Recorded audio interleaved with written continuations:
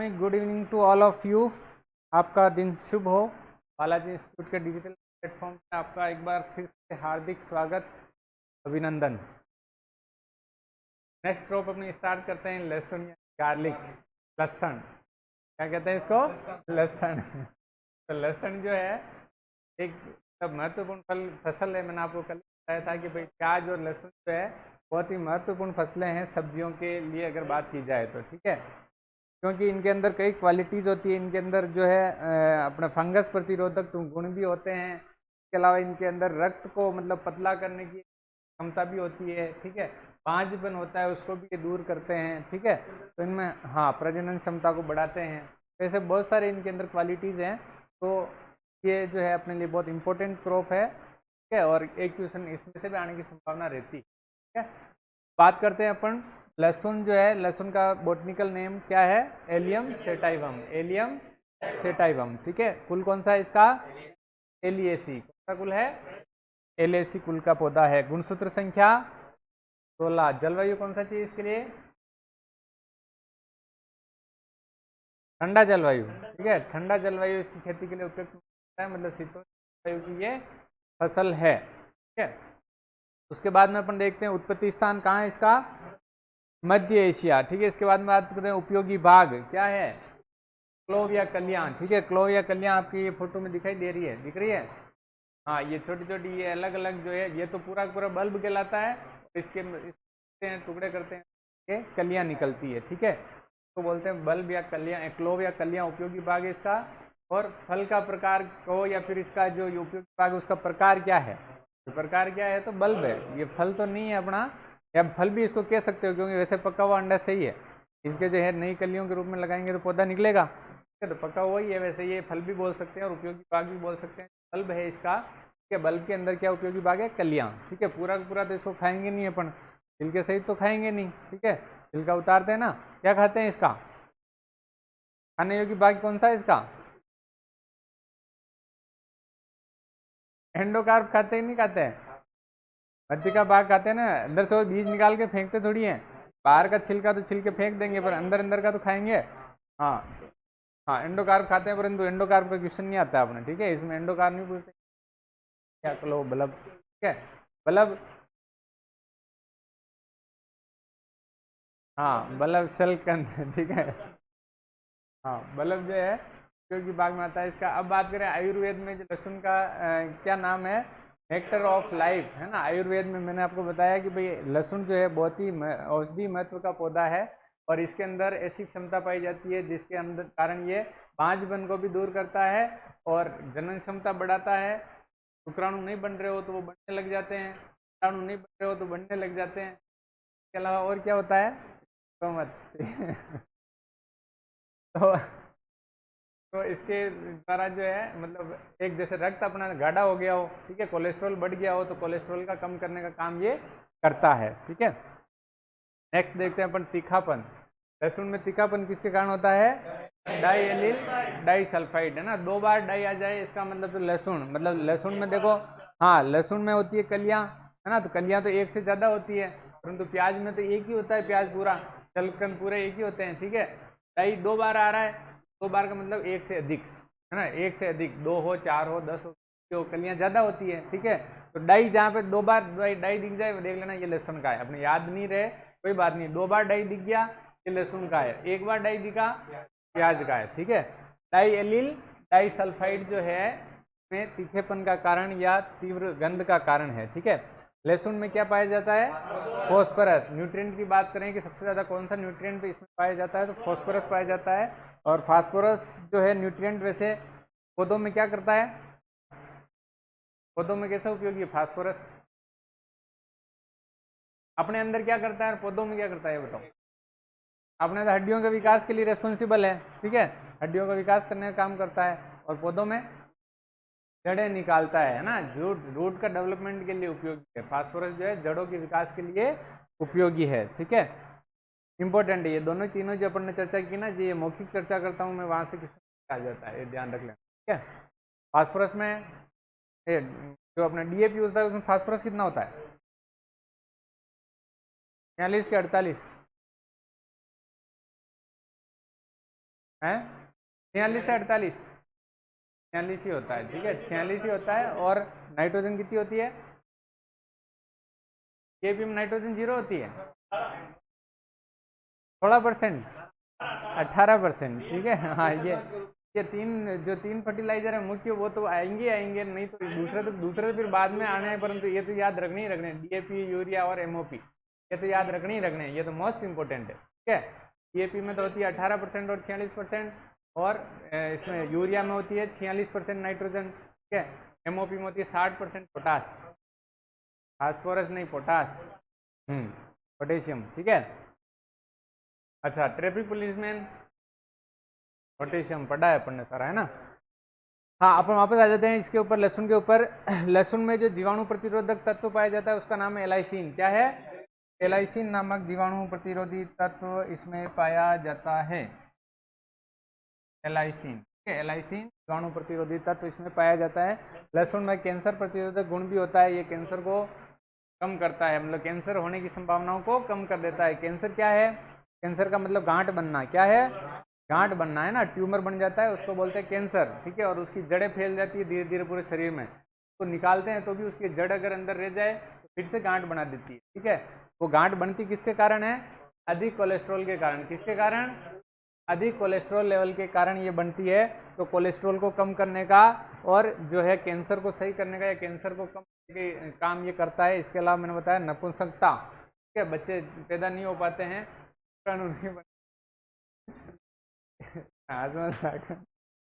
नपुंसकता दूर करने के क्षमता इसमें पाई जाती है, ठीक है। नेक्स्ट, हाँ, जिनके बच्चे नहीं हो रहे हो उनको लहसुन ज़्यादा खाना चाहिए, ठीक है। मेरी याद है, तो लहसुन के बल्ब का आकार 40 से 60 mm हो, जिसमें 10 से 15 किलो होने चाहिए, ठीक है। कलियां कितनी होनी चाहिए? 10 से 15 होनी चाहिए, और उसका आकार होना चाहिए 40 से 60 mm, मतलब मिलीमीटर, ठीक है।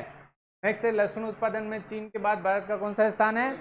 दूसरा। पहला स्थान किसका है? चीन का। दूसरा स्थान है भारत का। भारत में सबसे ज्यादा लहसुन कहाँ होता है? राजस्थान में। कहाँ होता है? राजस्थान में। इसमें लिखा नहीं है तो लिख लेना आप, कर लिखा भारत, यहाँ से भारत में लिखो आप राजस्थान में।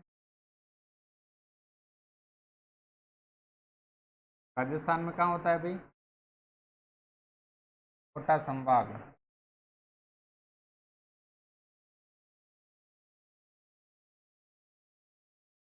जी का गांव 12 और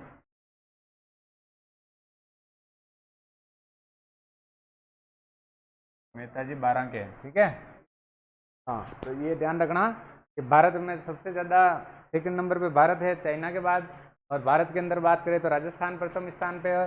राजस्थान में बात करें तो कोटा संभाग, कोटा संभाग में बात करें तो 12, चित्तौड़ और बूंदी, ठीक है। चित्तौड़ और बूंदी भी होता है लहसुन, और सबसे ज़्यादा 12 में होता है, ठीक है। हाँ, पिछली क्लास में आपने पूछा था, इसलिए मैंने कहा ये आपके लिए तैयारी कर लें। जलवायु जो है शीतोष्ण, मैंने आपको बताया ठंडी जलवायु का पौधा है, मतलब रबी फसल है, ये रबी के अंदर लगाते हैं, ठीक है। नेक्स्ट अपन बात करते हैं, ये किस प्रकार का पौधा है? लॉन्ग डे प्लांट है। किस प्रकार का पौधा है? Long day plant. Long day plant का मतलब इसको धूप, गर्मी तो चाहिए 20 से 25 डिग्री सेंटीग्रेड की, और धूप की कितने घंटे की आवश्यकता होती है?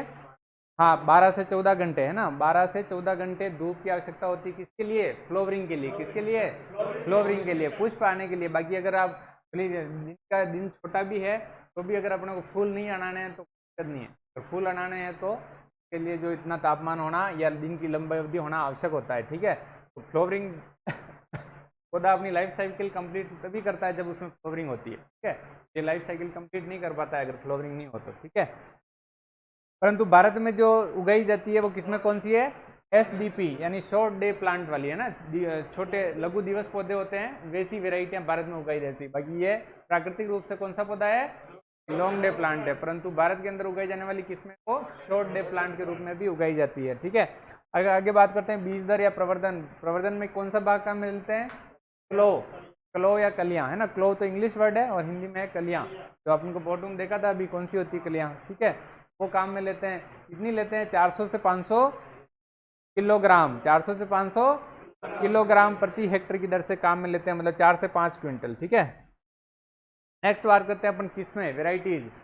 फर्स्ट किस्म है अपनी एग्री फाउंड वाइट, यानी ये बहुत ही सफ़ेद जग दिखने में होता है, बाकी तो हल्के हल्के मतलब गुलाबी रंग के भी होते हैं, परंतु ये ज़्यादा सफ़ेद होता है इसलिए इसको नाम दे दिया एग्री फाउंड वाइट।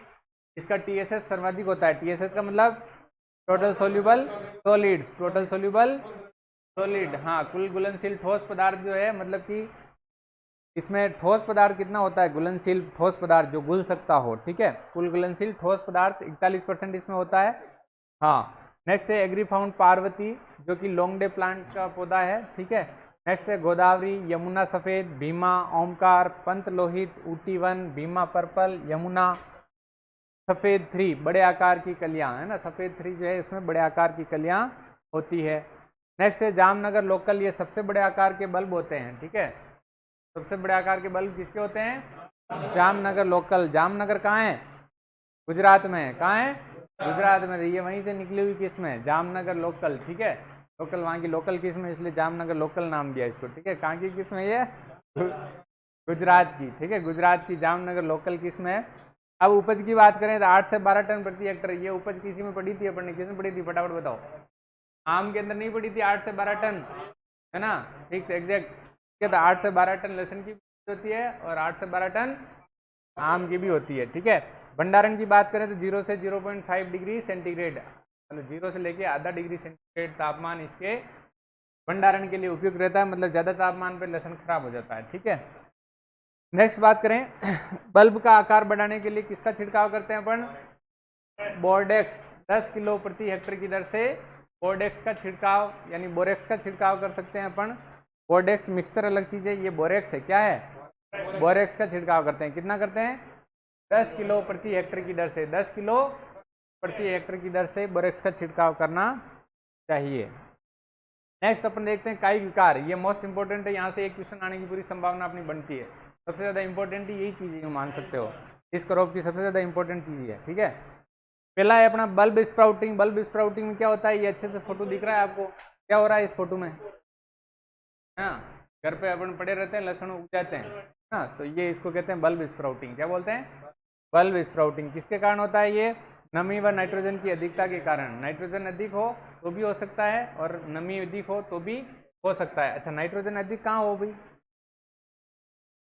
कहाँ हो, खेत में, ठीक है, खेत में मतलब इसको जब अपन उखाड़ते नहीं है ना, उससे पहले ही वापस अंकुरित होने लग जाते हैं ये, ठीक है, मतलब घर पे लाने के बाद हो जाए वो तो ठीक है, परंतु खेत में भी होने लग जाते हैं। घर पे लाने के बाद तो मेलिक हाइड्रोजाइड है ना, उसको उपयोग करेंगे तो ये अंकुरित नहीं होगा, ठीक है। प्याज में करते हैं ज़्यादा, पर इसमें भी कर सकते हैं। और बाकी जो है अगर खेत के अंदर ही ये अंकुरित होने लग गया तो मतलब नमी ज़्यादा है, मतलब हार्वेस्टिंग का टाइम आ गया और नमी ज़्यादा है, खेत में अपन ने फिर से पानी दे दिया तो उस वजह से भी अंकुरित हो सकते हैं। और दूसरा नाइट्रोजन की अधिकता होगी तो भी ये अंकुरित हो सकते हैं। नेक्स्ट है स्प्लिटिंग, कलिकाओं का अलग होना, ये फोटो में दिखाई दे रहा है, कलिकाएं अलग अलग हो रही है ना, चौड़ी चौड़ी हो जाती है, ऐसे खिल जाती है, मतलब जैसे ये जो लहसुन ऐसे होता है तो ये ऐसे हो जाती है ना, तो ये मुंह खुल जाता है इनका, तो उसको बोलते हैं लहसुन स्प्लिटिंग, क्या बोलते हैं, लहसुन स्प्लिटिंग यानी गार्लिक स्प्लिटिंग, यानी कलिकाओं का अलग अलग होना। किसके कारण, देरी से हार्वेस्टिंग करना, मतलब कि उसको समय पर जैसे सूख गया पौधा और उखाड़ा नहीं, थोड़े दिन खेत में रख दिया तो ये जल जाती है, ठीक है, उसको क्या बोलते हैं, लहसुन स्प्लिटिंग। नेक्स्ट है अपना इसके कीट, कीट कौन कौन से लगते हैं, थ्रिप्स लगती है, मकड़ी लगती है, निमेटोड लगते हैं, ठीक है। मकड़ी कौन सी लगती है, रेड स्पाइडर माइट, ठीक है, ये दिख रही है, ये मकड़ी है, छोटी मोटी ये 4 टंगों वाली मकड़ी होती है, ठीक है। और इसके अलावा ये जो निमेटोड लगा है, क्या लगा है, निमेटोड लगा है, और ये इधर क्या लगा है, थ्रिप्स, थ्रिप्स के फोटो देखे आपने पहले भी, है ना, ये ऐसे रस चूसती है जगह जगह से तो ऐसे खराब हो जाता है, ठीक है, पौधा तो जगह जगह जैसे दिखता है पीला पड़ गया हो ऐसे अपने को दिखाई देता है, चित्त कबरा हो जाता है, ठीक है। तो ये दोनों तीनों कीट इसके अंदर लगते हैं, ठीक है। ये माइट्स हैं, मकड़ी, छोटी मकड़ी जो इसके अंदर लगती है वो, मतलब रेड स्पाइडर माइट नहीं कह सकते हैं, ये वाइट कलर की होती है ना, ये दिख रही वैसी होती है सेम, रेड स्पाइडर तो किस लगती है ज़्यादा, कुकर बीट्स में लगती है, ठीक है, इसमें ये नहीं लगती है, ये इस सफ़ेद कलर की माइट है मकड़ी, ये लगती है। अच्छा मकड़ियों का नियंत्रण कैसे करोगे, हैं,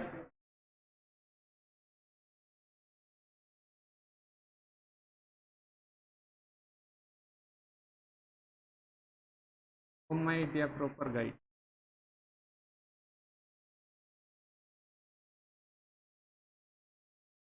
ओमाइटिया प्रोपर गाइट, ठीक है, ये काम में लेते हैं। दवाई यही आती है मकड़ी के लिए, और कोई दवाई नहीं आती, ठीक है। ओमाइटिया प्रोपर गाइट, ये तो है मकड़ी के लिए, ठीक है, मकड़ी के लिए। और थ्रिप्स के लिए तो आप सब छांट ही दोगे, क्या छांटोगे? हाँ, मेलाथियान छांट देना, ठीक है। मेटोड के लिए क्या करोगे? कार्बोफ्यूरॉन, ठीक है, ये सबको आता है आपको, ठीक है। तो ये अपनी क्रॉप खत्म हो जाती है यहाँ पे। तो आज अपन बात करने वाले हैं कोल क्रॉप्स के बारे में, ठीक है। कोल क्रॉप्स क्या होती है?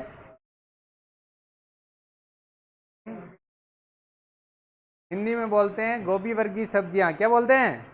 गोभी वर्गीय सब्जियां। इंग्लिश में बोलते हैं कोल क्रॉप, क्या बोलते हैं? कोल क्रॉप, ठीक है। ये जो सब्जियां हैं ये कौन से कुल की है? क्रूसीफेरी। कौन से कुल की? क्रूसीफेरी। और दूसरा नाम क्या है इसका? ब्रेसिकेसी, ठीक है। तो क्रूसीफेरी या ब्रेसिकेसी इसका नाम इसलिए पड़ा क्योंकि इसकी जो पत्तियां हैं वो क्रॉस में निकलती है, एक इधर निकलेगी दूसरी इधर निकलेगी, क्रॉस में निकलती है, इसलिए इसका नाम दिया क्रूसीफेरी या ब्रेसिकेसी, ठीक है।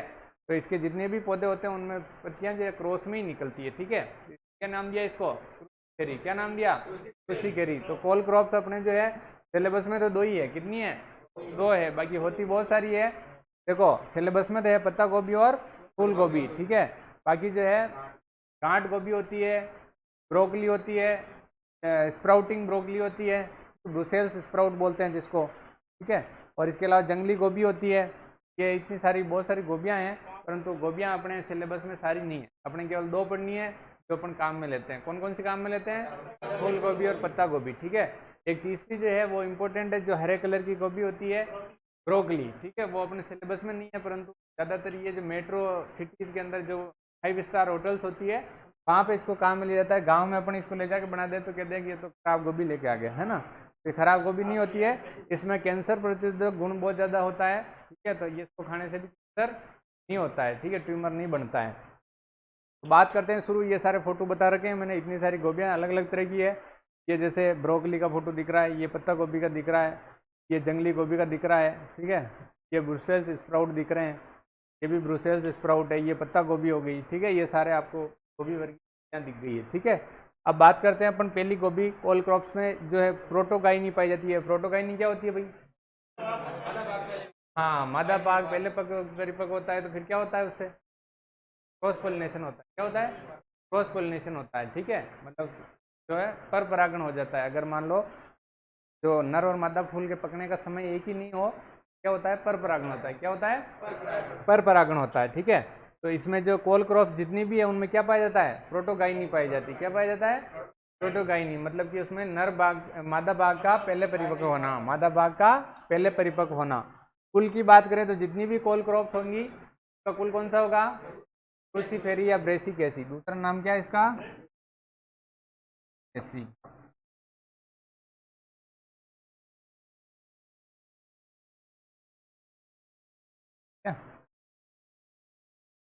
नेक्स्ट देखते हैं अपन कोल क्रॉप्स के अधिक उपयोग से कौन सा रोग हो जाता है?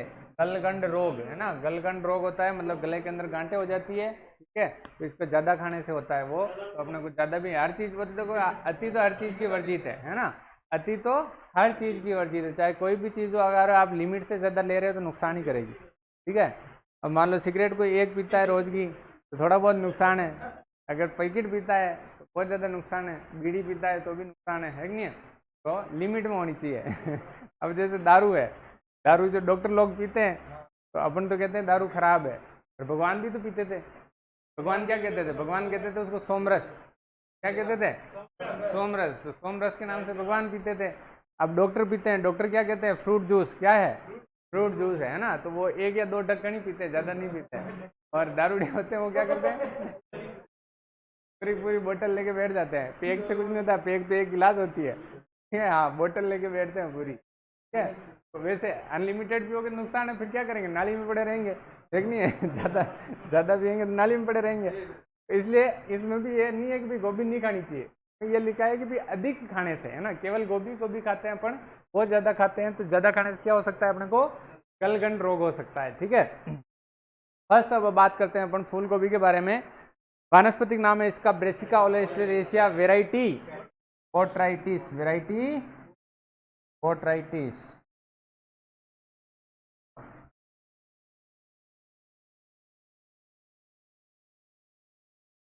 वेराइटी बोट्राइटिस, ठीक है।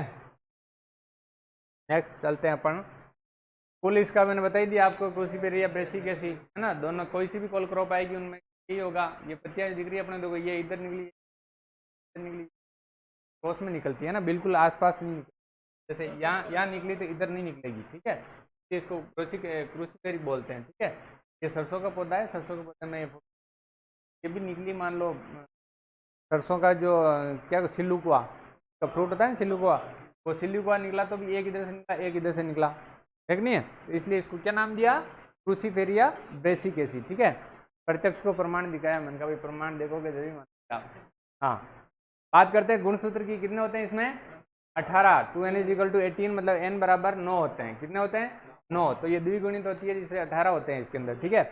उत्पत्ति स्थान की बात की जाए तो भूमध्य सागरीय क्षेत्र यानी मेडिटेरेनियन रीजन, इंग्लिश में बोलते हैं मेडिटेरेनियन रीजन और हिंदी में बोलते हैं भूमध्य सागरीय क्षेत्र। नेक्स्ट बात करते हैं अपन इसकी पुष्पक्रम क्या कहलाता है, रेसिमोस कहलाता है। इसका पुष्पक्रम क्या कहलाता है, रेसिमोस कहलाता है। खाने योग्य भाग क्या है, ये जो दिखाई दे रहा है ना, हाँ, इसको कट बोलते हैं। क्या बोलते हैं, कट बोलते हैं। पत्ता गोभी पटेंगे तो उसमें जो ऐसे कलर का होगा उसको हेड, माता है ना, माता अपना सॉलिड होता है, नहीं होता है, मजबूत होता है। वैसे ही उसमें पत्ता गोभी में क्या होता है, वो पत्ता गोभी का जो फूल होता है वो बहुत ही मजबूत होता है, उसको पटके तो भी नहीं फूटता है, ठीक है। वैसे ही वो मजबूत होता है, इसलिए उसको क्या बोल दिया, हेड, माता, ठीक है। वो उसका माता नहीं, ये किसका है, ये फूल गोभी का है, ठीक है। ये फूल गोभी का माता है, तो इसको क्या बोलते हैं, कड बोलते हैं। क्या बोलते हैं, कड। अच्छा, कड, कड नाम क्यों दिया इसको, ये बताओ। हाँ, शाबाश, वेरी गुड। कड बोलते हैं दही को, किसको बोलते हैं, दही को बोलते हैं। तो ये दही जैसा दिख रहा है, बिल्कुल दही जैसे, दही के बट्टे दिखते हैं ना, हाँ, वैसे बट्टों की तरह दिख रहा है ये, इसलिए इसको बोलते हैं कर्ड। क्या बोलते हैं, कर्ड, शाबाश। नेक्स्ट देखते हैं अपन जलवायु, कौन सा जलवायु चाहिए, कोल क्रॉप, जितनी भी फसलें हैं कोल क्रॉप्स को सभी को ठंडी जलवायु चाहिए। ठंडी और नम जलवायु खेती के लिए उपयुक्त मानी जाती है। ठंडी और नम जलवायु इसकी खेती के लिए उपयुक्त मानी जाती है। ठंडी और नम जलवायु कब मिलती है भारत में, रबी के मौसम में, हाँ, रबी के मौसम में मिलती है। सीधा कौन है, रबी के मौसम में उगाई जाती है, ठीक है। बाकी तो भाई जैसे आर्टिफिशियल, ये क्या कह सकते हैं अपन, प्रोटेक्टेड कल्टीवेशन में तो कभी भी उगा सकते हैं, बेमौसम सब्जी कभी भी उगा सकते हैं, परंतु उसमें तो क्या है कि उसमें ऐसी सिचुएशन क्रिएट की जाती है, फोर्स किया जाता है सब्जी को, तू उग, इसके लिए तू उग, है ना, मैंने बताया था ना आपको। हाँ, बेमौसमी सब्जी, वेजिटेबल फोर्सिंग, है ना। वेजिटेबल फोर्सिंग में क्या करते हैं, सब्जी को क्या कहते हैं, तू उग, क्या कहेंगे, तू उग, ठीक है। हाँ, तो फिर वो उग जाती है, ठीक है। तो वो तो कभी भी कर सकते हैं। बाकी अपने नेचुरल कब उगा सकते हैं इसको, रबी सीजन में। कब उगाते हैं, रबी सीजन में, जब ठंडी जलवायु हो और नम जलवायु हो। नेक्स्ट बात करते हैं कर्ड आरंभ होने के लिए उपयुक्त तापमान कितना चाहिए, 17 से 20 डिग्री सेंटीग्रेड। अगर इस तापमान से कम या ज़्यादा होता है तो कर्ड नहीं बनता है, ठीक है। तो ये जो तापमान इसकी कर्ड बनने के लिए आवश्यक है। मृदा की बात की जाए तो मृदा जो अच्छी, देखो, उपजाऊ मृदा होनी चाहिए, बलुई मृदा होनी चाहिए और दोमट मृदा, ठीक है। दोमट मृदा तो सभी के लिए उपयुक्त है, कोई सी भी फसल हो सबके लिए दोमट मृदा उपयुक्त रहती है। आंखें बंद करके भी दोमट मृदा लिखोगे तो राइट हो जाएगा, ठीक है। तो बलुई और दोमट मृदा जो है इसकी खेती के लिए उपयुक्त मानी जाती है, जिसका पीएच मान 5.5 से 6.5, मतलब कि हल्की अम्लीय मृदाएं इसकी खेती के लिए उपयुक्त मानी जाती है। अगर क्षारीय मृदाएं होगी तो ये अच्छी खेती नहीं हो पाएगी, इसके कर्ड होंगे वो छोटे छोटे रह जाएंगे, ठीक है। इसलिए इसकी खेती के लिए हल्की अम्लीय मृदाएं उपयुक्त मानी जाती है, ठीक है। नेक्स्ट आता है अपना स्कूपिंग। स्कूपिंग क्या होता है, फूल गोभी के अंदर क्या होता है, पढ़ लो भी, लिखा है वैसे ही। कर्ड के मध्य भाग को हटाना जिससे आसानी से फूल का डंठल आरंभ हो सके, ठीक है। मध्य भाग होता है कर्ड का, उसको हटा देते हैं अपन काट के, ताकि ये जो इसके अंदर जो पुष्प का डंठल निकल सके। किस लिए, क्यों करते हैं ये, बीज प्राप्त करने के लिए, ठीक है। अगर अपने को, हाँ, सीड प्रोडक्शन करना है तो ये स्कूपिंग की जाती है इसमें, है ना। स्कूपिंग एक प्रोसेस है, एक प्रक्रिया है जो क्यों की जाती है, बीज उत्पादन करने के लिए। जो कर्ड है बीज का, उसको हटा देते हैं तो क्या होगा, जिससे डंठल निकलने लग जाता है वहाँ बीच में से, उसको बोलते हैं अपन स्कूपिंग, ठीक है। नेक्स्ट बात करते हैं फूल गोभी जो है तापमान एवं प्रकाश के अवधि के प्रति अत्यधिक संवेदनशील है, ठीक है। मतलब जो है तापमान अगर ज़्यादा हो जाएगा तो भी इसकी दिक्कत है, और अगर जो है प्रकाश की अवधि, है ना, अगर कम ज़्यादा है तो भी इसके लिए प्रॉब्लम होती है, ठीक है। नेक्स्ट बात करते हैं अपन अगेती किस्मों में ब्लांचिंग करते हैं। अब ये ब्लांचिंग क्या होती है, फोटो क्या कर रहा है आदमी, हाँ, ये पत्तों को लेके और पत्तों के ऊपर वो धागे से बांध रहा है ताकि वो जो फूल है वो अच्छा ये ध्यान रखना है इसमें, सुनो ये और ध्यान रखना है, ऐसे प्रैक्टिकल नॉलेज होना आवश्यक है आपको। पत्तों को बांधने का मतलब ऐसा नहीं कि आप जितने ही पत्ते हो उनको सबको ऊपर करके ना उसको बांध दो, सबको बांध दोगे बेचारा वास्तव से का संश्लेषण कैसे करेगा, ठीक नहीं है, फिर वो फूल बड़ा ही नहीं होगा, अंदर छोटा रह जाएगा। तो इसलिए इसके थोड़े से पत्ते ऊपर से, ताकि वो मतलब धूप है वो नहीं पड़ सके ना, सीधी धूप इसके ऊपर नहीं पड़े। हाँ पीला, धूप से पीला पड़ जाता है, ठीक है, धूप से ये फूल जो है पीला पड़ जाता है, इसलिए उसको पीला पड़ने से बचाने के लिए ऊपर से उसके पत्तों को ढक देना चाहिए, बांध देना चाहिए, जिससे ये पीला नहीं पड़े। उसका प्रक्रिया को क्या बोलते हैं अपन, ब्लांचिंग बोलते हैं। क्या बोलते हैं, ब्लांचिंग। अच्छा ब्लांचिंग अपन ने प्रसंस्करण में पढ़ा था, वहां पे किसको कहते हैं,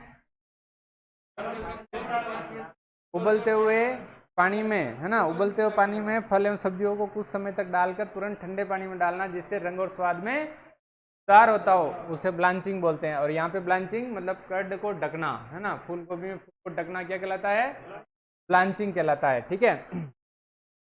जबकि पछेती किस्मों व स्नोबॉल किस्म में स्व ब्लांचिंग होती है, अर्थात ब्लांचिंग करनी नहीं पड़ती है। क्यों नहीं करनी पड़ती है भाई, क्योंकि देखो ये इस तरीके का फूल दिख रहा है आपको, इसमें क्या है, ऑटोमेटिक वो पत्ते आके ऊपर से उसको ढक देते हैं, मतलब इसमें ब्लांचिंग करने की आवश्यकता नहीं पड़ती है। ये स्पेशल ऐसी किस्में हैं जिसके अंदर ऑटोमेटिक ब्लांचिंग हो जाती है, ठीक है, जिससे फूल खराब नहीं होगा, एक्स्ट्रा मेहनत नहीं करनी पड़ेगी, ठीक है। ब्लांचिंग होती क्या है, इस क्रिया के द्वारा सूर्य की धूप से पीले पड़ने से रोकना, ठीक है, क्लियर है। बाजार से कौन सा फूल खरीद के लाओगे, सफेद के पीला, सफेद नहीं लाना है, वही तो बात है। फूल गोभी का ओरिजिनल रंग सफेद नहीं होता है, फूल गोभी का ओरिजिनल रंग होता है दूधिया कलर का होता है। कौन सा होता है, दूधिया रंग का, मतलब हल्का पीला होता है, ठीक है, बिल्कुल व्हाइट होता है, इसका मतलब उसमें कुछ न कुछ गड़बड़ है। गड़बड़ क्या है, रासायनिक पदार्थ आते हैं, रासायनिक पदार्थों के गोल बना के, मतलब इसमें स्पेशली एंडोसल्फान का गोल होता है, उसमें डुबो के फिर निकाल देते हैं, तो एकदम सफेद जग चमकने लग जाता है वो, ठीक है। इसलिए अपने को सफेद जग देख के और कोई भी चमकीली चीज नहीं खरीदनी चाहिए। फल भी है, जैसे फल भी अपन देखते हैं ना, कई बहुत शाइनिंग मारते हैं, चमकीले होते हैं, उनके पीछे क्या राज है, वैक्सिंग। क्या होती है, वैक्सिंग, वैक्स नहीं, इंजेक्शन नहीं होता है, वैक्स, वैक्स का मतलब मोम होता है ना, मोम, उसको पिघाल के बाल्टी में भर के और उसके अंदर फिर फलों को डाल देते हैं, फिर उनको वापस निकाल लेते हैं, तो एक पतली लेयर जो है वैक्स की उसके ऊपर जम जाती है, जिससे वो चमकते हुए दिखते हैं ना, चमकीले दिखते हैं। हाँ एप्पल में ज़्यादा की जाती है, ठीक है। तो इसलिए अपने को कोई भी फ्रूट लाएं तो उसको अच्छे से धो के इसलिए खाना जरूरी है, ठीक है, वरना वो मोम अपने पेट में चला जाता है, ठीक है। तो हाँ मैं ये बात इसलिए बता रहा था क्योंकि अपने जो फूल गोभी का ओरिजिनल रंग है वो दूधिया रंग होता है, मतलब हल्का पीला होता है, और बिल्कुल सफ़ेद रंग का जो फूल होते हैं उनमें मतलब किसी न किसी रासायनिक पदार्थ का छिड़काव किया हुआ होता है, इस वजह से अपने नुकसानदायक होता है, ठीक है। लोग तो करते हैं क्योंकि भाई पीला ज़्यादा पड़ जाता है, सफ़ेद दिखा के बेचना उनके, तो भाई पैसा कमाना उनका उद्देश्य है, ठीक है, धंधा है, वो धंधा है, अपना धंधा नुकसान देता है, ठीक है। अच्छा एक चीज़ और बताता हूँ आपको इम्पोर्टेंट, आप में से भी कोई अगर किसान बने कभी या फिर किसान को कुछ बताने का मौका मिले तो ध्यान रखना, आजकल जितने भी इंसेक्टिसाइड है, चलो इंसेक्टिसाइड का यूज़ तो बोलिए अपन कहें कि लोग, सबसे पहली चीज़ तो नॉलेज कम है लोगों को, नॉलेज कम क्यों है, क्योंकि पढ़े लिखे नहीं है ना, इंडिया में ज़्यादातर लोग अनपढ़ है, किसान जो है वो, ठीक है।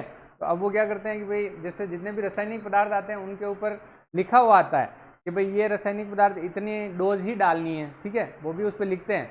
और या फिर डोज नहीं लिखी हो तो जो अपने दुकानदार होते हैं वो क्या कहते हैं, वो जस्ट डबल बता देते हैं। मान लो 0.2% की छिड़काव करनी है तो वो 0.5% बताएगा या 1% की बता देगा, 1% का छिड़काव कर देना ताकि पूरे मर जाएंगे, ठीक है। अब ठीक है चलो वहाँ भी ठीक है, छिड़क दिया, अच्छी बात है। अब दूसरी चीज़ उस पर रासायनिक पदार्थ जो आता है डब्बी, उस पर लिखा आता है या उसके साथ एक लीफलेट आता है, उसके ऊपर लिखा हुआ आता है कि भाई ये दवाई छिड़कने के बाद, दवाई छिड़कने के बाद कम से कम इसको जो है 3 से 4 दिन तक उपयोग नहीं लेना है, 3 से 4 दिन तक उपयोग नहीं लेना है। परंतु किसान क्या करता है, रात को छिड़की और सुबह तोड़ के और कहाँ ले जाएगा, मंडी में ले जाएगा, ठीक है। इसलिए सब्जियां जो है अपन खा रहे हैं उसमें बहुत ही ज़्यादा ये कीटनाशक आ रहे हैं, तो आप कभी भी ध्यान रखें इस चीज़ का, कभी मौका मिले अपन भी खेती बाड़ी कर रहे हो, कुछ कर रहे हो, तो विशेष ध्यान रखना है कि भाई किसानों को इस चीज़ के बारे में अवेयर जरूर करना है, अपन तो ध्यान रखें कम से कम, है ना, क्योंकि जितनी अपनी जान प्यारी है वैसे आप दूसरों की भी मान के चलें, बेचारे खाएंगे तो कहीं न कहीं उनको कैंसर वगैरह हो सकता है और वो पूरी मौत मर सकते हैं, इसलिए ध्यान रखें। भले छिड़काव जरूर कर सकते हैं आप, पर 2-4 दिन बाद, मतलब जैसे आपको 2-4 दिन की एक साथ तोड़ लो पहले, उसके बाद छिड़काव कर दो, फिर आप वापस 2-3 दिन मत तोड़ो, ऐसे करना चाहिए, ठीक है। बाकी ज़्यादातर कोई ऐसे ध्यान नहीं देता है, आजकल सब अपनी आमदनी के लिए सोचते हैं, लोग जहर बना के पिला रहे हैं दूध को, आपको पता है दूध, नकली दूध बन रहा है ना, हाँ मिठाइयाँ जितनी भी बन रही है 90% मिठाइयाँ नकली है, ठीक है, जितना दूध का प्रोडक्शन नहीं उससे ज़्यादा मिठाई मावे बन रहे हैं, कहाँ से आ रहे हो, नकली है, ठीक है। इसलिए जो है मेरा यही कहना है कि भाई अगर अपन कभी पेस्टिसाइड वगैरह का प्रयोग करें तो लिमिट में करें। लिमिट में तो कर रहे हैं, वैसे इतना ज़्यादा भी नहीं कर रहे हैं अपन, परंतु बात ये है कि भाई उसको जो उस पर लिखा हुआ हो कि भाई ये इस तरीके से यूज करनी है, उसी तरीके से उसको यूज करना चाहिए, ठीक है। मुंह पे पूरा मास्क वगैरह बांध के फिर स्प्रे करना चाहिए, हाथों को साफ साबुन से धोना चाहिए। बाकी जो बेचारा छिटकता है उसके भी तो पेट में जाता है, ध्यान नहीं देता उस चीज़ के बारे में, ठीक है। तो वो असर जो है बाद में पता चलता है, कुछ सालों बाद, तुरंत असर नहीं आता है। जैसे मैंने आपको पहले एग्जाम्पल दिया था कि भाई फर्स्ट दिन सिगरेट पीने से ही किसी को खून की उल्टी हो जाएगी तो कौन सिगरेट पिएगा, नहीं पिएगा ना कोई भी। भाई फर्स्ट दिन ही उल्टी हो गई खून की तो कौन सिगरेट पिएगा। परंतु फर्स्ट दिन कुछ नहीं होता है, परिणाम हमेशा लंबे समय बाद आता है, और लंबे समय बाद आता है जब बहुत बड़ा परिणाम आता है, ठीक है। जब कैंसर हो जाता है फिर वो मरता ही है, उसका कोई इलाज नहीं होता, लंग्स कैंसर हो जाता है। आ जाते हैं वापस अपने टॉपिक पे। गोभी में स्वसंगतता के कारण इसमें पर परागण होता है। कौन सा परागण होता है, पर परागण। किसके कारण, स्व असंगतता, सेल्फ स्टेरिलिटी, हाँ self incompatibility, self incompatibility, self incompatibility मतलब स्व असंगतता, मतलब कि उसमें दोनों के जो जन्नांग है वो कंपेटिबल नहीं होते हैं, इसलिए उनमें परागण नहीं हो पाता है, ठीक है। तो उसको बोलते हैं सेल्फ इनकम्पेटिबिलिटी। या फिर इसमें कौन सी पाई जाती है, प्रोटोगाइनी पाई जाती है, इस वजह से भी इसमें पर परागण होता है, ठीक है। अपने इंपॉर्टेंट है कि भाई कौन सा परागण होता है, ठीक है, कौन सा परागण होता है, ये अपने ज़्यादा इंपॉर्टेंट है। अपन बात करें बीज दर की, तो अगेती किस्म की जो बीज दर कितनी रखते हैं अपन, कितनी रखते हैं भाई, हाँ 500 से 600 ग्राम रखते हैं अगेती किस्मों की बीज दर, और पछेती किस्मों की रखते हैं 375 से 400 ग्राम। ये कम ज़्यादा का अंतर आपको पता है सबको, हाँ कम ज़्यादा क्यों रखते हैं बीज दर, अगेती में तो फैलाव कम होता है, ठीक है, और अंकुरण कम होता है, और पछेती के अंदर अंकुरण अधिक होता है और फैलाव अधिक होता है, इसलिए बीज दर कम रखते हैं। क्लियर। नेक्स्ट देखते हैं अपन 3 से 4 सप्ताह के पौधों,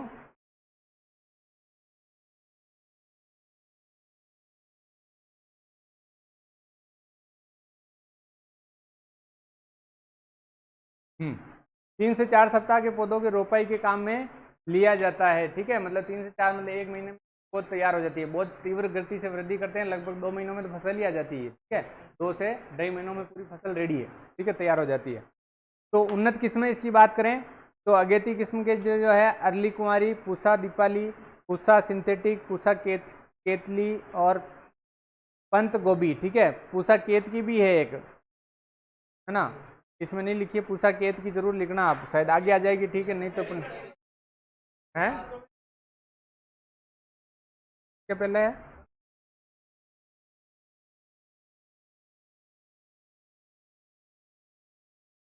हाँ अर्ली कुंवारी, पूसा दीपाली, पूसा सिंथेटिक, पूसा केतकी और पंत गोभी।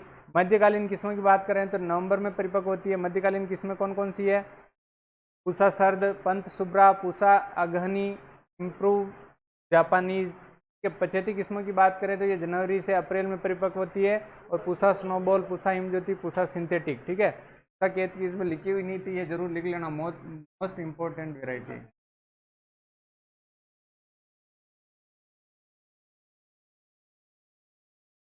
पूसा केत की, ठीक है, पूसा केत की जो है मोस्ट इंपॉर्टेंट इसकी वेराइटी है।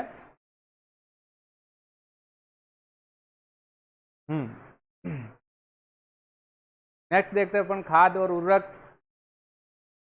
सब फसलों में, जितनी भी सब्जी वाली फसलें हैं उनमें कितना डालना है, 250 से 300 क्विंटल प्रति हेक्टर FIM डालना ही है। FIM क्या होता है, NPK वैसे पूछते तो नहीं है, परंतु अगर देखना चाहो तो 120, 50 और 60, नाइट्रोजन 120 किलो, 50 किलो फास्फोरस और 60 किलो पोटाश, ठीक है। नेक्स्ट बात करते हैं उपज की। अगेती किस्मों से उपज होती है 12 से 15 टन प्रति हेक्टर, और पछेती और मध्यकालीन किस्मों से होती है 20 से 30 टन प्रति हेक्टर। इसमें उपज तो ज़्यादा है परंतु मार्केट रेट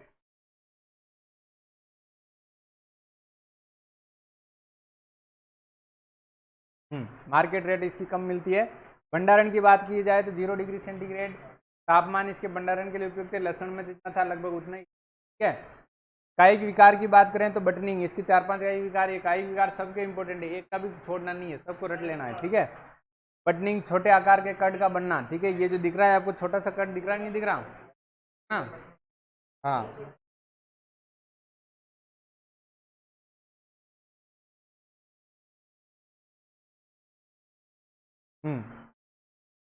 तो बटनिंग यानी छोटे फूलों का होना, फूल छोटा रह जाता है। क्यों रह जाता है छोटा? नाइट्रोजन की कमी के कारण। किसके कारण? नाइट्रोजन की कमी के कारण कड का छोटा रह जाना, फूल का छोटा रह जाना क्या कहलाता है? बटनिंग। बटन के जैसा, बटन होते हैं ना अपना, ये छोटे छोटे से बटन है ना, तो ऐसे ही बटन की जैसे छोटा रह जाता है। कोट के बटन होते हैं बड़े, के बटन होते हैं छोटे, तो ये छोटे बटन रह जाते हैं, तो इसलिए इसको भी बटनिंग बोलते हैं। क्या बोलते हैं? बटनिंग। कारण की बात की जाए, कारण मैंने आपको बता ही दिया, नाइट्रोजन की कमी और अगेती किस्मों देरी से बोने से, मतलब जो उसके लिए देखो, जो अगेती किस्म है उसको अगर आपने देरी से लगा दिया तो उसको वृद्धि करने के लिए पूरा समय नहीं मिला, तो कड छोटे रह गए, बड़े नहीं हो पाएंगे। ठीक है। अंधापन, अंधापन का मतलब होता है कड का नहीं बढ़ना। ये दिख रहा है आपको? तो बेचारा आदमी ढूंढ रहा है कहीं कड मिल जाए, मिल जाए। बेचारा किसान ढूंढ रहा है इसका कड कहाँ गया। क्या कह रहा है इसका कड कहाँ गया। तो देख कड ही नहीं है यहाँ, तो कहीं गायब हो गया कड। ठीक है। तो क्यों हो जाता है? कोई ले गया इसका तो। हाँ, तो मेन जो फूल होता है कड, वही तोड़ के ले गया कोई। ठीक है। तो कड का नहीं बनना या ऊपरी कलिका रहित पौधा, मतलब ये कारण क्या है? कड का नहीं बनना, मतलब ये अंधापन का होता है तो कड का नहीं बनना।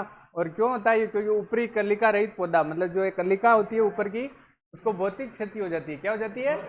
भौतिक क्षति। भौतिक क्षति का मतलब होता है कि भाई जब उसको अपन ने ट्रांसप्लांटिंग कर रहे हैं उस समय ऊपर का भाग टूट जाए पौधे का, है ना, तो फिर जो पौधा तो रहेगा, पत्तियां तो चलेगी उसकी, परंतु बीज में फूल नहीं आएगा, फिर ढूंढेगा आदमी गया कहाँ। ठीक है। या फिर हो सकता है कि जब पौधा छोटा हो उस समय ताली होती है ना, ताली होती है ना, जिसके भगवान ने कैसे कहते हैं कि राम ने उसके ऊपर हाथ फेरा था तो उसके 3 अंगुलियां ऐसे कैसे बन गई। गिलेरी, हाँ, देसी भाषा में ताली कहते हैं। गिलेरी बोलते हैं उसको। ठीक है। तो गिलेरी जो थी, गिलेरी की अच्छी कहानी है। हाँ देखो, गिलेरी की कहानी सुना देता हूँ मैं आपको। हाँ, साइलेंट। गिलेरी के क्या हुआ, एक बार क्या हुआ कि भाई जब भगवान राम को वहाँ जाना था लंका में, ठीक है, तो लंका में जाना था, तो अब वहाँ बीच में बड़ा समुद्र था।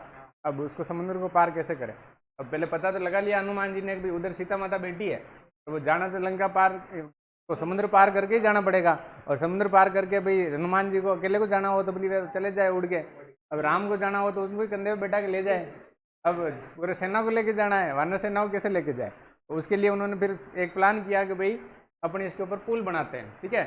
पुल जब बना रहे थे उस समय, मतलब भगवान कभी भी ये नहीं देखते कि भाई कौन, मतलब कितना काम कर रहा है, मतलब जो है कितना, मतलब उसको क्वांटिटी में काम कर रहा है, ये नहीं देखते हैं। बस अपनी जो क्षमता है उससे अपने को एक्स्ट्रा करने की कोशिश करनी चाहिए। ठीक है। गिलेरी ने यही किया। जब वानर, बड़े बड़े विशाल वानर थे जो पूरे पूरे पर्वत उठा सकते थे, हनुमान जी जैसे वानर थे, ठीक है, वो छोटे छोटे पत्थर उठा के नाल से जा रहे थे और डाल के आ रहे थे। ठीक है। पर ये गिलेरी थी, गिलेरी को भगवान राम ने देखा जी, ये अपने मुंह से, इनका कितना मुंह होता है, छोटा सा मुंह होता है, तो उनमें से कंकर उठा उठा के ले जाके और डाल के आ रही थी। तो एक जो वानर था उसने इसका, एक गिलेरी चली साइड में हो जा, वरना कहीं हमारा पैर लग गया तो तेरे कचू में निकल जाएगा। ठीक है। तो वो जैसे ही उठा के फेंका और वो गिलेरी जाके पड़ी राम के पास में। ठीक है। राम भगवान ऐसे वो कर रहे थे, मतलब भक्ति कर रहे थे बैठे बैठे ना। उस समय फिर जैसे ही गिलेरी उनके पास पड़ी, उनको सिचुएशन पता चली कि भाई ऐसा ऐसा मामला है, तो भगवान ने मतलब बड़े प्यार से उसके ऊपर हाथ फेरा।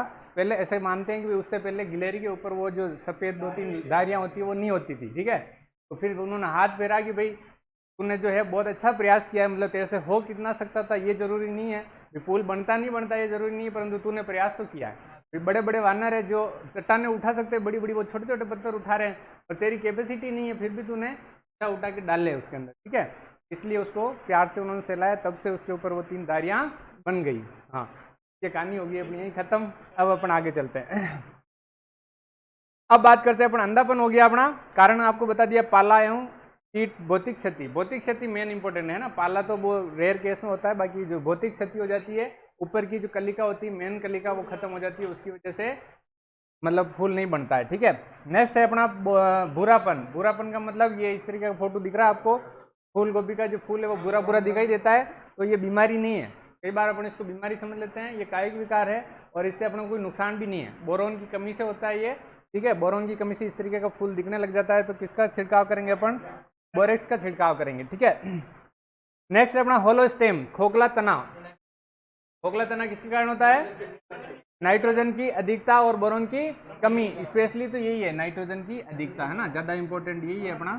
नाइट्रोजन की अधिकता के कारण क्या होता है, वानस्पतिक वृद्धि पौधा अधिक कर लेता है, अंदर से खोखला रह जाता है। ठीक है, उसको बोलते हैं होलो स्टेम। क्या बोलते हैं, होलो स्टेम, यानी खोखला तना, नाइट्रोजन की अधिकता के कारण। ठीक है, नेक्स्ट है अपना रेसिनेस या रिसिनेस।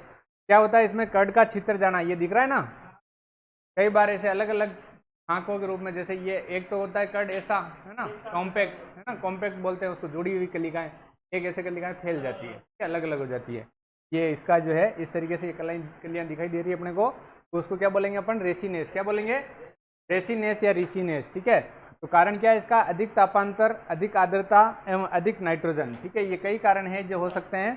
तापांतर का मतलब दैनिक तापमान में ज्यादा अंतर होता है, मतलब रात के और दिन के तापमान में अंतर अधिक होता है, उसके कारण भी हो सकता है। आर्द्रता अधिक हो, आर्द्रता अधिक हो या फिर नाइट्रोजन जो है अधिक हो, तो भी ये प्रॉब्लम हो सकती है।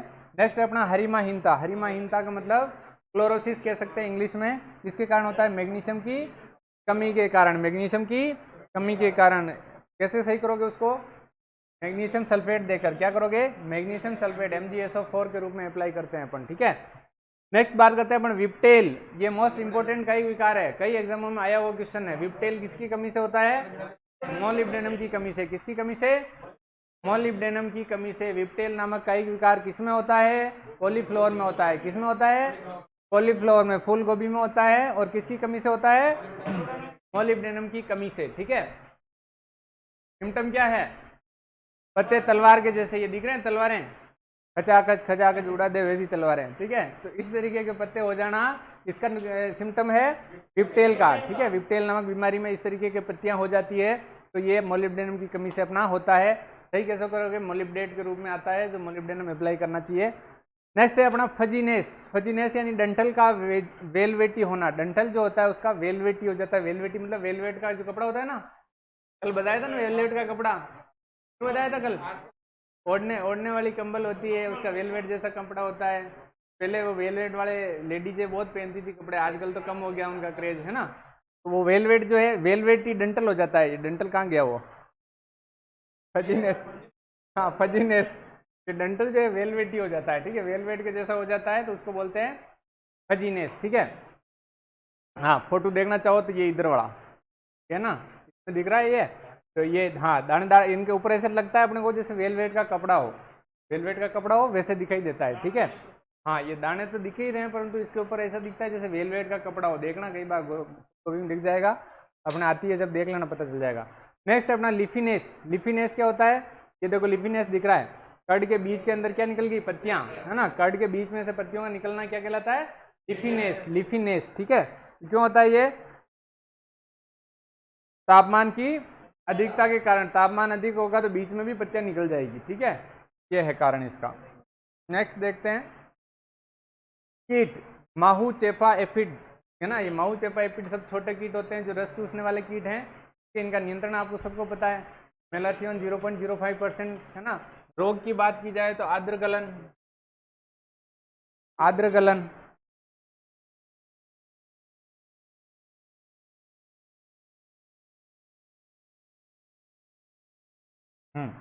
आर्द्र गलन यानी कवक के द्वारा होता है, डैम्पिंग ओक बोलते हैं इसको इंग्लिश में। ठीक है, और इसे जो होता किसके कारण, पीथियम स्पीसीज के कारण। ठीक है, पीथियम स्पीसीज के कारण होता क्या है, पौधा नीचे से, जहाँ से जमीन से जुड़ा हो वहां से सड़के और गिर जाता है नीचे। ठीक है, नियंत्रण इसका डाइथेन या थायरम, डाइथेन M45, पूरा नाम नहीं लिखा इसका, डाइथेन M45 या फिर थायरम जो है अपना फंजीसाइड है, इसका छिड़काव अपन कर सकते हैं या बीज उपचारित करके हो सकते हैं। ठीक है, नेक्स्ट है सफ़ेद रोली। ये एक जो है क्रूसीफेरी की जितनी भी फसलें हैं उनकी सीरियस बीमारी है। सीरियस बीमारी कौन सी है, सफ़ेद रोली, वाइट रस्ट। वाइट रस्ट क्या बोलते हैं इंग्लिश में, वाइट रस्ट, जो सरसों में होता है एल्बुगा कैंडिडा से, और इसमें भी एल्बुगा कैंडिडा से ही होता है। ठीक है, क्रूसीफेर में सब में एल्बुगा कैंडिडा से ये होता है। तो क्वेश्चन इसका आया हुआ है कंपटीशन एग्जाम में, सरसों के लिए पूछते हैं ज़्यादा। किसके लिए पूछते हैं, हाँ, सरसों का सफ़ेद रोली रोग किसके कारण होता है। ठीक है, तो सरसों का सफ़ेद रोली रोग जो है एल्बुगा कैंडिडा के कारण होता है।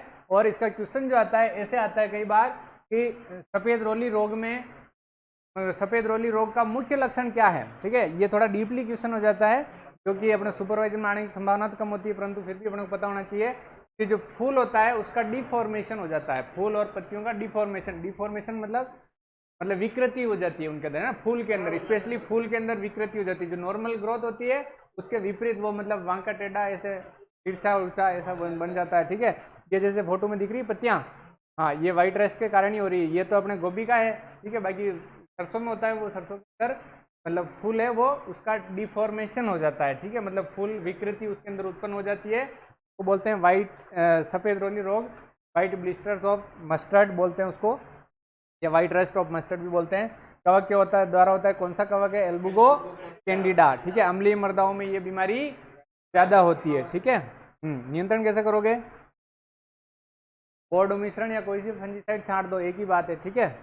तो ये तो हो गया अपना कॉलीफ्लावर भी कंप्लीट। अब कोई मन में क्वेरी क्वेश्चन रह रहा हो तो पूछ लो फटाफट।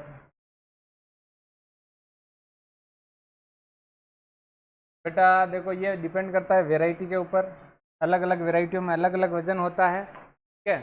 परंतु एन एवरेज देखो, वैसे तो किलो भर के भी होते हैं, किलो से ज़्यादा वाले भी होते हैं, परंतु हाँ एवरेज ही मान सकते हैं 500 750 ग्राम के लगभग होता है। हाँ 1 किलो तो बड़े वाली साइज के हो जाते हैं, बाकी एवरेज जो माना जाता है 500 750 ग्राम तक लगभग ज़्यादा से, ठीक है। बाकी फिर ज़्यादा बड़ा होता है वो उसकी मार्केट वैल्यू कम हो जाती है। और कोई क्वेश्चन है? हाँ सबसे ज़्यादा गोभी कहाँ होती है, वेरी गुड, ये क्वेश्चन भी तूने अच्छा पूछा है। इसके लिए आपको ज़रूर बताया जाएगा कि अपने भारत के अंदर तो सर्वाधिक होती है पश्चिम बंगाल में, कहाँ होती है, पश्चिम बंगाल में। और राजस्थान में सबसे ज़्यादा होती है उदयपुर में, कहाँ होती है, उदयपुर में, ठीक है। और कोई क्वेश्चन?